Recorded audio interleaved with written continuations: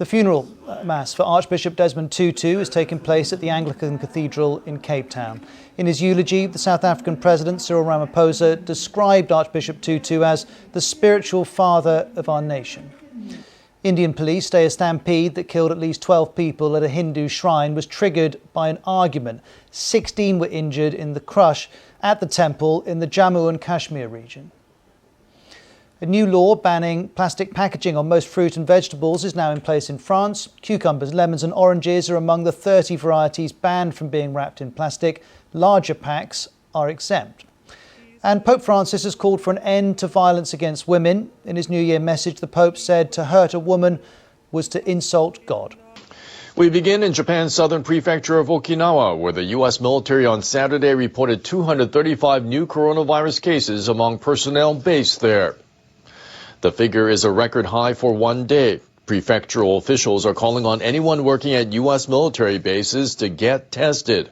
In December, a cluster emerged at the U.S. Marine Corps' Camp Hansen in the prefecture. And in Tokyo, the metropolitan government confirmed 79 new cases on Saturday. Week-on-week increases have now been recorded for 15 straight days. Nationwide, authorities have confirmed 535 infections and no new deaths. In Japan, people are taking part in a time-honored tradition. They're making their way to shrines and temples across the country to welcome the new year. Many are praying for an end to the coronavirus pandemic. Thousands have descended on one of the country's most famous sites, Ise Shrine in Mie Prefecture. The visitors throw coins into an offering box before saying a silent prayer. One woman said she was relieved to move on from 2021, a year that she said was marked by stress and social distancing. This year, I'm not hoping for too much. It will be enough if all my family members stay safe and happy.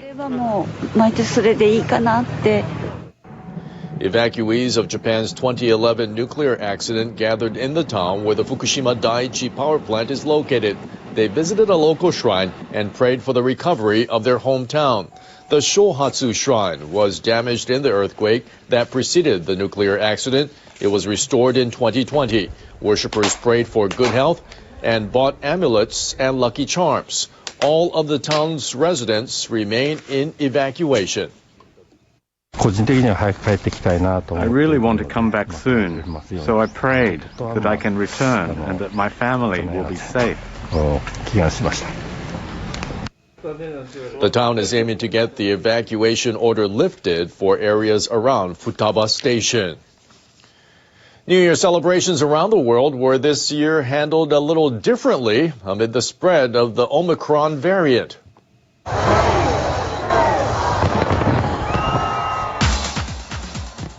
In Sydney, Australia, thousands turned out for a fireworks display that lit up the sky over the harbour. Last year's event was shortened, but this year it was a full show. Happy New Year! Fireworks also illuminated the high-rise buildings of Hong Kong, while New Year's greetings were displayed in different languages on a giant screen near Victoria Bay. Similar messages were projected onto the world's tallest building, the Burj Khalifa, in Dubai, in the United Arab Emirates.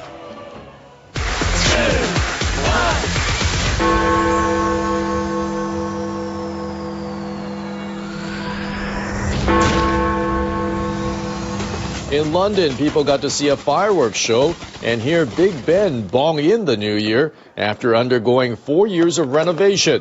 However, the usual celebrations in Trafalgar Square were cancelled and citizens were urged to stay home. The New Year celebrations came as a number of European nations have seen record daily highs of coronavirus infections. Britain reported more than 189,800 cases on New Year's Eve. France confirmed 232,200 new infections. That's up more than 25,000 from the previous day. The French president says the challenge of containing the virus will likely continue for the coming few weeks and stressed the importance of vaccinations. Protesters in the Japanese city of Nagasaki participated in a sit-in on New Year's Day and called for the abolition of nuclear weapons. Nagasaki was hit by an atomic bomb during World War II. More than 60 people took part in the demonstration on Saturday. The event was held in the city's Peace Park. The protesters observed a moment of silence at 11:02 a.m.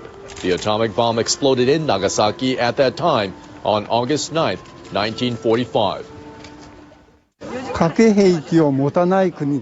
Countries that don't have nuclear weapons should surround countries that have nuclear weapons. This year may be our first opportunity to reduce nuclear weapons as much as possible. The states that signed the UN treaty banning nuclear weapons are scheduled to meet for the first time in March 2022. The review conference of the Treaty on the Non-Proliferation of Nuclear Weapons may be held in August. It was due to take place in January, but the participants agreed to postpone it for the fourth time due to the coronavirus pandemic.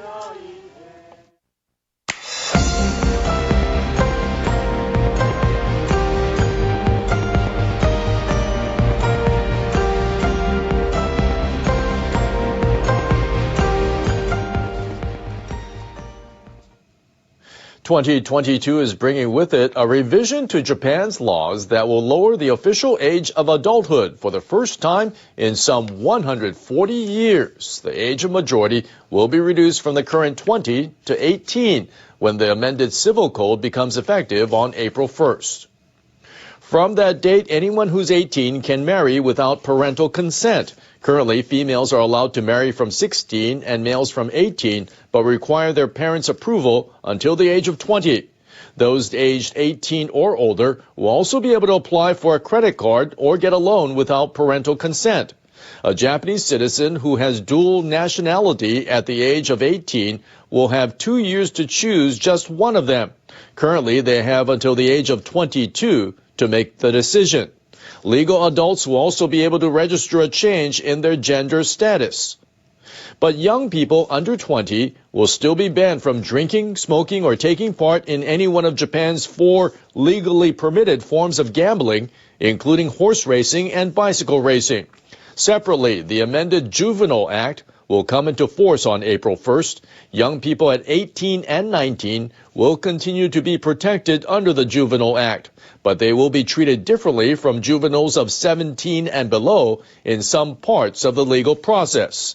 The legal age of adulthood is being lowered for the first time since 1876. However, concerns have been raised that young consumers may be at greater risk of running into financial problems.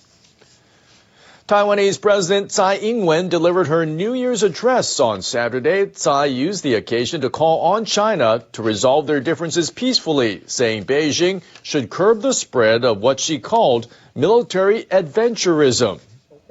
She also strongly protested China's military pressure, which she said is of no benefit to the preservation of regional peace and stability. Tsai said Taiwan's position was consistent and that it would neither bow to pressure nor act rashly when it has support. The Beijing authorities should not misjudge the situation, and they should stop the spread of military adventurism within their ranks. The use of military means is absolutely not an option for resolving the differences between the two sides, and military clashes would deal a blow to economic stability. The president also brought up the recent arrest in Hong Kong of several people connected to an online media outlet known for its critical stance against the Hong Kong government. Tsai said the pursuit of democracy and freedom is not a crime and that Taiwan's position in support of Hong Kong will not change. She said Taiwan will cherish its own hard-earned freedom and democracy even more deeply. She also expressed resolve to, quote, show the world that democratic Taiwan has the courage to step out from the shadow of authoritarian China. Tonight, our first look at the mass destruction in Colorado. Up to 1,000 homes torched by fast-moving wildfires. Entire neighborhoods wiped out. Tonight, we take you inside the frantic evacuation of tens of thousands as those fires closed in. Celebrations and cancellations, COVID forcing many cities to scrap their New Year's plans. But New York and Vegas are still pushing forward as the U.S. case count sets another new record, nearly 600,000 in a single day. Storms taking aim at major airports during one of the busiest travel weekends of the year. Airlines already grounding 1,000 flights a day. Will you make it back home? The fallout after police are forced to shoot and kill an endangered tiger at a Florida zoo. Will they press charges against the custodian who stuck his arm inside that cage? And as we close out 2021, the New Year's festivities already underway from around the world. This is NBC Nightly News with Lester Holt. Good evening, I'm Peter Alexander in tonight for Lester. Those devastating wildfires in Colorado that destroyed communities in seconds. As many as 1,000 homes burned, leaving families homeless to start 2022. And tonight, that threat is still not over. Emily Ikeda is on the front lines near Denver. Tonight, the destruction is catastrophic as fast-moving infernos raged across Colorado, more than tripling in size in less than 24 hours. Tearing through residential neighborhoods near Boulder like a blowtorch, fueled by intense 100-mile-an-hour winds. It was pretty shocking. The winds were blowing embers all over the road. Old Town Superior was on fire. It just unbelievable. Chaos and confusion as tens of thousands scrambled for their lives. Shoppers fleeing a Costco with the doomsday scenario closing in. You know, it almost seems like a tornado, a hurricane, a fire, all in one. President Biden promising federal assistance as today Colorado's governor surveyed the damage from the air. Entire communities now an apocalyptic wasteland. Have you seen anything like this before? Well, nothing with the pace of this fire. This one was right in, your neighborhood Target, your neighborhood Costco. The hospital had to be evacuated. So this was a fast-moving urban and suburban fire. The estimated toll now upwards of 1,000 homes damaged or destroyed. The Marshall Fire poised to be the most destructive blaze in Colorado history for property loss. The cause still under investigation. Our neighborhood was pretty engulfed in smoke. Among the residents who will return to nothing, college football coach Mark Smith. We've gotten some reports from some of our neighbors that our entire street is gone, and that's just hard to swallow. Still tonight, a sigh of relief. Amid so much devastation, few reported injuries, and officials holding out hope for no loss of life. If we can emerge from this without any fatalities, that's nothing short of a New Year's miracle. And Emily Ikeda joins us live from Boulder, Colorado. Now, Emily, what progress are firefighters making? They're trying to put out those fires, certainly getting help from the snow. Hey there, Peter. So it's still far from being contained, but first responders getting some badly needed help from the weather. First, those winds have eased up. Second, you can see moisture on the ground, snow covering burn scars like the ones you see behind me. Boulder County could get up to 8 inches of snow by tomorrow night. Peter. What a dramatic difference in that scene in just 24 hours. Emily, thank you for those tens of thousands forced to flee with almost no warning. It has been a terrifying ordeal. NBC's Steve Patterson now on the dramatic escape as the fires closed in. Out the window, the smoke was thickening. This is craziness in Chuck E. Cheese. As Jason Fletcher, in Colorado for the holidays, shot this video, he was at a Chuck E. Cheese with his wife and family. I saw flames, and that's when I yelled, "Flames, I see fire."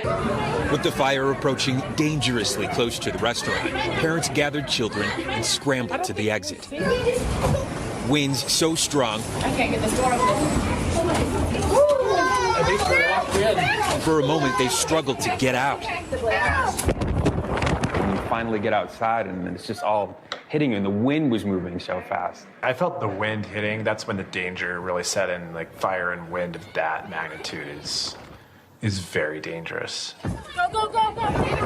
After a rush through the parking lot, gridlock as hundreds tried to flee the crowded shopping center. I looked back at my son, and he was trying to hold back tears.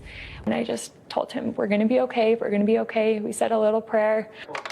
Tonight, though shaken by the experience, That was the scariest part for me, because I said those words that we were going to be okay, but I was just saying it until I could believe it. the Fletcher family glad to be alive. Steve Patterson joins me now. Steve, good news for the Fletcher family, but for many Colorado families, still a lot of unknowns tonight. Well, Peter, still tens of thousands under mandatory evacuation, and so many worried about the status of their homes. But despite that, there is no ETA on yet when they can return home. Officials say despite all the snow now, this is still very much an active fire zone. Peter? Steve Patterson in Colorado. Steve, thank you. Even after a tough year dominated by COVID tonight, another record setter, nearly 600,000 Americans testing positive in a single day. That eye-popping case count forcing many people to revisit their New Year's plans. Some cities even canceling festivities. But in New York's Times Square, the show will go on. Kathy Park is there. Tonight, COVID canceling New Year's Eve celebrations again as infections skyrocket from coast to coast. Nearly 600,000 COVID cases nationwide in just the last 24 hours, a new record for the second day in a row. And now for the second year, officials called off San Francisco's fireworks show. Atlanta's Peach Drop canceled too. I really do think it's the best interest of the city to keep everyone safe as possible. New York City smashing its daily COVID record for the third straight day. More than 76,000 new cases and 21% of the NYPD out sick. But the party in Times Square is still on, though scaled back, with revelers required to be fully vaccinated and masked. So that makes me feel better, but you can only do so much. So I'm willing to risk it all. But no restrictions in Las Vegas, hosting one of the biggest countdowns in the country, with roughly 300,000 visitors expected on the Strip. It comes after many countries already welcomed the new year. Fireworks in Australia and Dubai. In Japan, public celebrations canceled, but crowds still out on Tokyo's streets. Back in the U.S. tonight, worries about rising hospitalizations. From Green Bay, Wisconsin, where healthcare workers are getting help from members of the Navy. They're trading in their Navy green for Bellin blue scrubs. To a spike in St. Louis. Today, we broke our single-day record for COVID admissions. This is really a frightening scenario. Although the CDC says Omicron appears to be a milder disease than other variants, and Dr. Fauci suggests reports of a rise in pediatric hospitalizations are misleading. If a child goes in the hospital, they automatically get tested for COVID, when in fact they may go in for a broken leg or appendicitis or something like that. So it's overcounting the number of children who are, quote, hospitalized with COVID. Now in the countdown to 2022, COVID is trying to steal the spotlight again as the nation struggles to put the pandemic in the past. And Kathy's out in Times Square tonight. Kathy, you're already seeing some of the changes officials were talking about. Peter, that is right. Before folks even entered this area, they had to show proof of vaccination. They also had to mask up. The crowd tonight will be capped to just 15,000. And despite the COVID risks in the city, many people tell me that they didn't want to miss out on such an iconic event. Peter? All right, Kathy, stay safe tonight. We're back in 60 seconds with a 1-2 punch. Airline sick outs and now punishing storms set to complicate your flight home. Tonight, the travel nightmare is growing for millions of Americans. Airlines today grounding more than 1,500 flights, the most this week, and thousands more are already canceled this weekend. On top of it, new storms are now barreling across the country. Vaughn Hilliard has the latest.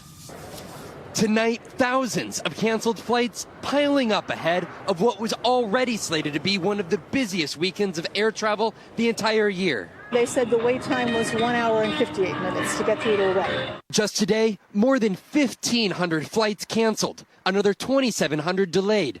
Jesse Wright's family was supposed to be on one of them, forced to change airports after a last-minute cancellation. As I was pressing the button to come in, I checked my phone and I looked on my phone and it just said flight canceled. The rampant spread of the Omicron variant debilitating airlines and airports. How long should folks expect these sort of cancellations? I don't think there's any reason to think that these cancellations are going to stop before the holiday travel period ends. The number of TSA agents out tripled in the last week. Now more than 1,700 off the job with COVID. And the FAA today in a statement saying traffic volume at some facilities could be reduced, noting an increase in the number of its employees testing positive.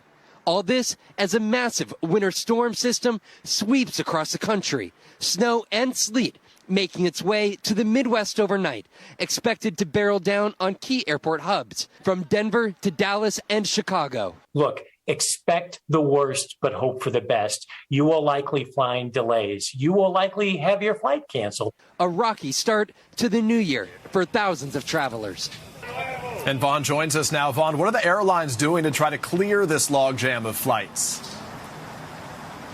Peter, United just today began offering its pilots triple pay for any extra legs they fly in January. These airlines are under increasing pressure due to these positive cases within their own crews. Peter? Vaughn Hilliard at New York's LaGuardia Airport tonight. Vaughn, thank you. On Wall Street, it was a losing day, but a winning year. Stocks closed lower on this final day of 2021, but all three major indices finished the year with double-digit gains. The Dow up nearly 19%, the Nasdaq more than 21%, and the S&P posting a gain for the year of nearly 27%. We're back in a moment with that tiger attack in Florida. Will the man who reached into its cage face charges? Tonight, investigators are trying to determine what led a custodian to reach into a tiger cage at a Florida zoo.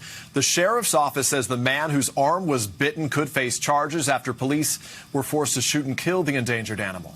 Here's Kerry Sanders.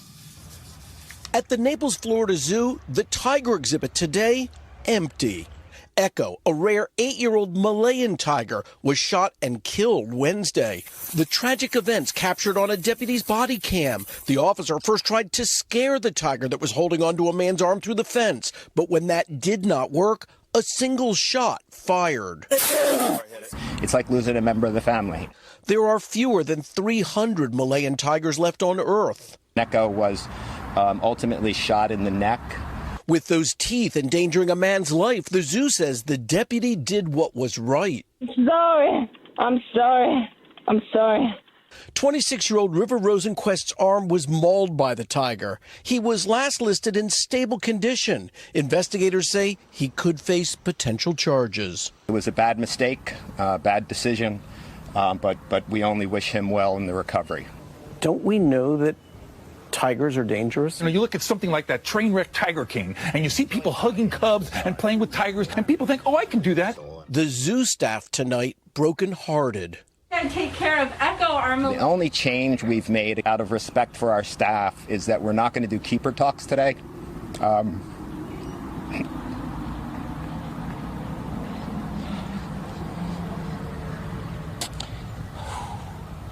And that's just for them. What was already a rare delight, now no more. Kerry Sanders, NBC News. That's nightly news for this Friday. We thank you for watching. Happy New Year and good night.